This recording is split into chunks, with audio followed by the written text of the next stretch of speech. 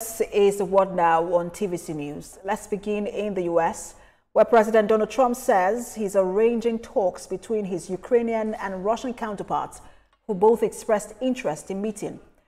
President Trump had a strategic phone discussion with Russian President Vladimir Putin during his meeting with the Ukrainian president and European leaders. This comes as reactions trailed a multilateral meeting between President Trump and European leaders. We have more details.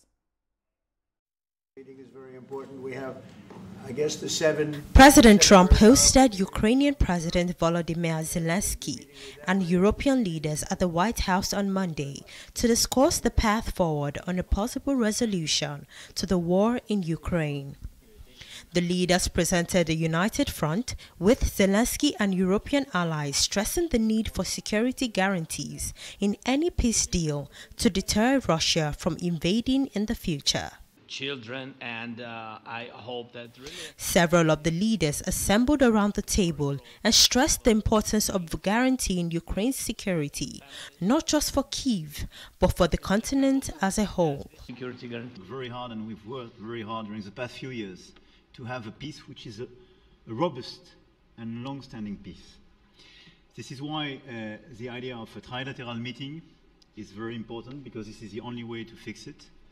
And by the way, I think as a follow-up, we would need probably a quadrilateral meeting, because when we speak about security guarantees, we speak about the whole security of the European continent. And this is why we are all united here with Ukraine on this matter. Is very much symbolic in the sense that it's Team Europe and Team United States helping Ukraine.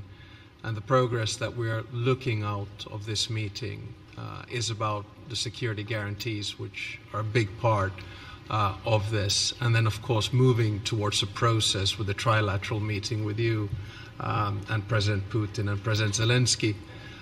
Some of the international media might wonder, why is the President of Finland here?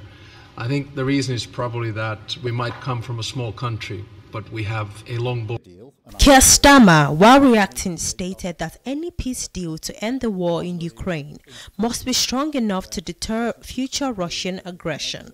And we're working on a common understanding that this is an Article 5-like guarantee, if you like, which gives you a real sense of what we're working on. I think the other thing that's really important is that we've already instructed our teams to start tomorrow on setting out the detail, with a view to completing this extra piece of work within a very short period of time. So for European security, for Ukrainian security, and for our security in the United Kingdom.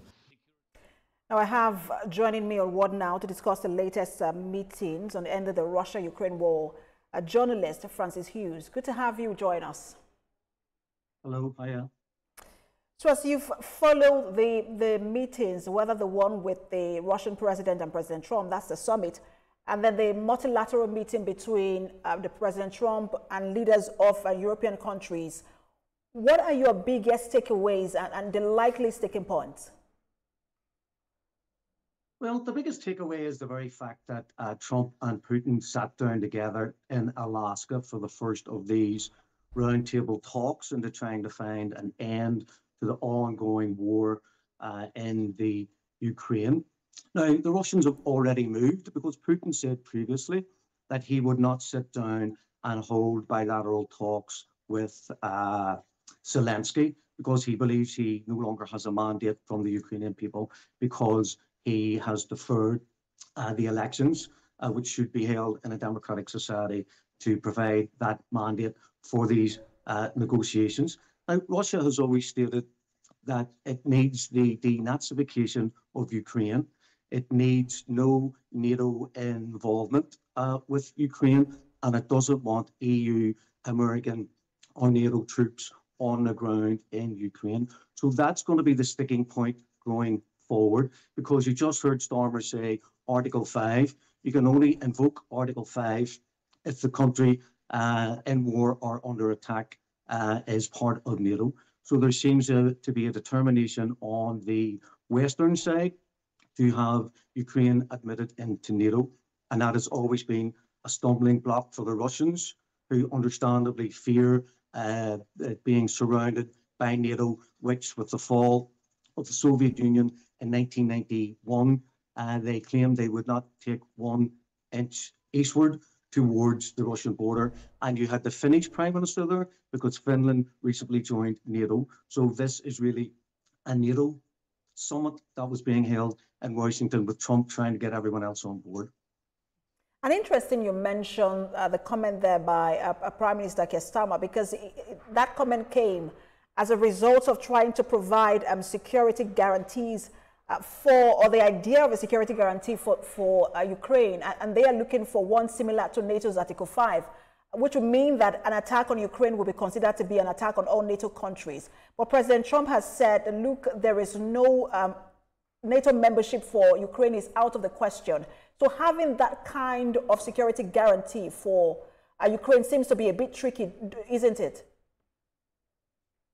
Well, I think what we actually saw in Washington was a PR exercise.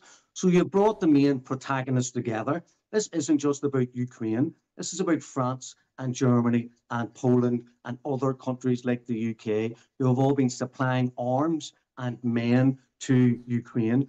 It was Boris Johnson who prevented a ceasefire several years ago when he went to Zelensky and he said, don't go into ceasefire or bilateral talks with Putin. NATO and the UK in the background will support you. We can win this war. We've had 1 million dead Ukrainian citizens involved in the Ukrainian armed forces. So what we have is a continuation of Britain and several of the leaders of the EU in trying to prolong this war, which has gone on since February 2022. The fact that the Ukrainian front line appears to be collapsing is maybe more of a reason why they're pushing for ceasefire talks. If you remember Minsk 1 and Minsk 2, François Hollande of France, Angela Merkel from Germany, claimed on behalf of the EU and by extension NATO that there would be a de facto ceasefire along the line of conflict.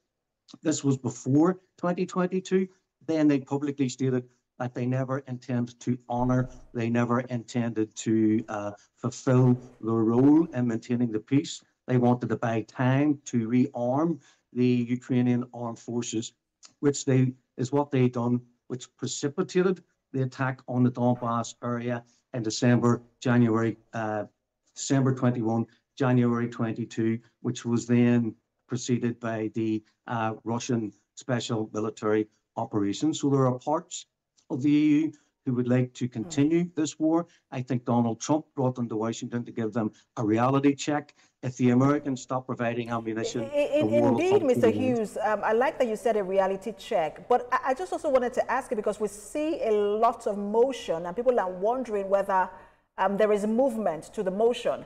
Has any progress been made to, in terms of trying to find a permanent peace deal, to ending this war?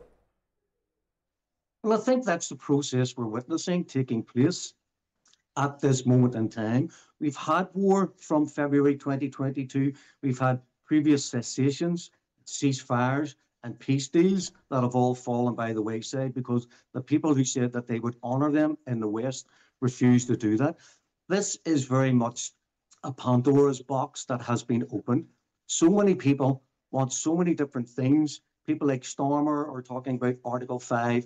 People like Macron are talking about, Trump mentioned land for peace. De facto, what the Russians have taken in their special military operation will remain, I believe, as Russian Federation territory.